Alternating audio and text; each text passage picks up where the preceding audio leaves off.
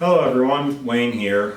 Today we're going to be doing a tutorial on wet sanding by taking this Captain America toy shield and giving it a high gloss finish. So what we're going to do is we're going to start with a bucket. So in this case we have the appropriate Avengers themed bucket. And we need to add water for our wet sanding. So we're going to use Icelandic glacier water because in order to get a really fancy finish, we're going to have to go with really fancy water. We've already poured it in the bucket, so next thing is we need to get our sandpaper. So I prefer the brand you get at your local bank.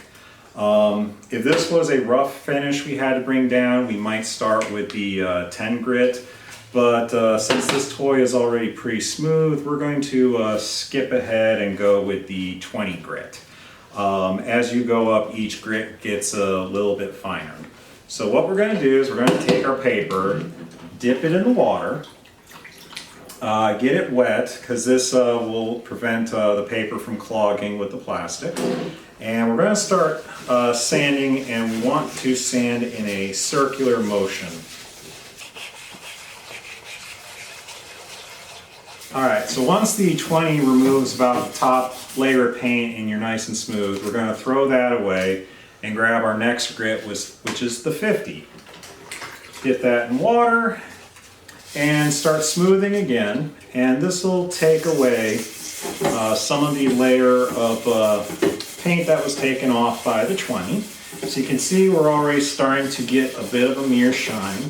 So quick polish with the 50. Once we're done with that, change your paper as needed. Then we're going to move on up to the 100, and this will give us our nice mirror finish. Alright, and once we finish with the 100 grit, we're pretty smooth, so we'll finish with that. We'll take our towel, dry it off.